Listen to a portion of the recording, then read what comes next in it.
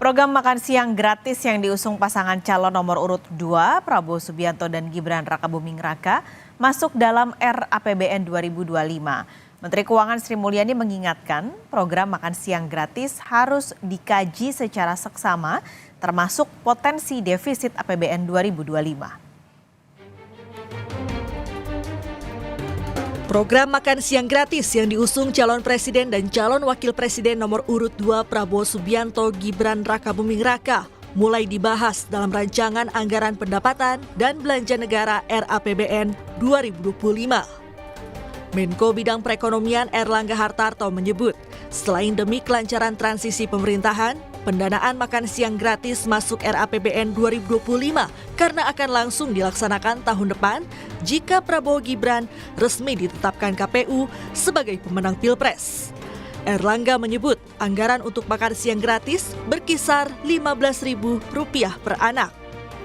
Quick win ini dipersiapkan bahkan sejak belum dilantiknya Pak Prabowo. Karena kan arahan Pak Presiden Joko Widodo bahwa pemerintahan itu keberlanjutan. Oleh karena itu program-program yang memerlukan anggaran itu dipersiapkan, di-earmark di RAPBN 2025. Karena nanti pelaksana dari APBN 2025 adalah pemerintahan mendatang, sehingga supaya bisa berjalan secara lancar dan smooth.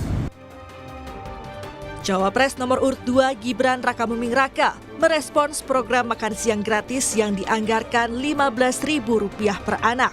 Putra sulung Presiden Joko Widodo itu menyebut hal itu masih didiskusikan.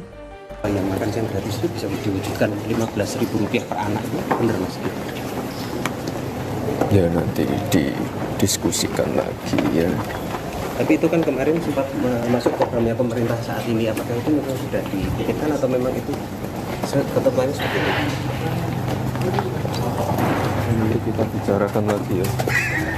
Misalkan belum jadi apa-apa. Saya saat ini fokus dengan pekerjaan-pekerjaan yang ada di balai kota ya. Sementara itu, Menteri Kesehatan Budi Gunadi Sadikin enggan berkomentar banyak terkait anggaran makan siang gratis Rp15.000 per anak.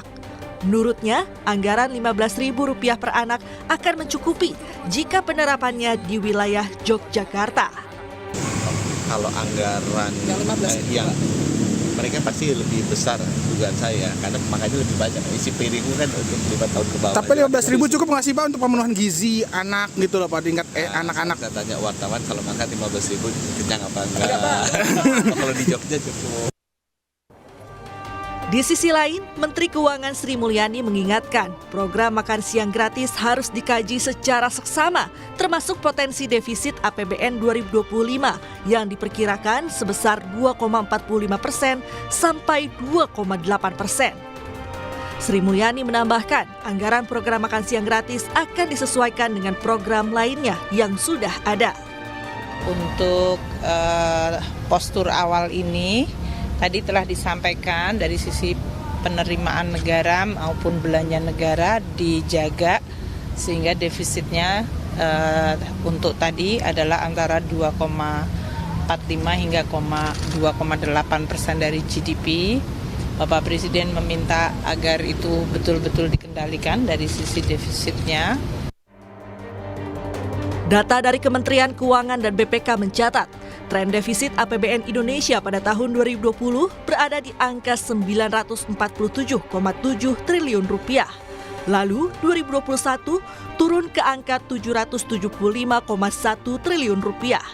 Lalu tahun 2022 di angka Rp464,3 triliun. Dan tahun 2023 defisit kembali naik di angka Rp598 triliun. Sebanyak 70,5 juta anak ditargetkan jadi penerima makan siang gratis yang diusung Prabowo Gibran. Pemerintah harus cermat mengkaji anggaran agar tidak membebani APBN sekaligus tepat sasaran. Tim Liputan, Kompas TV.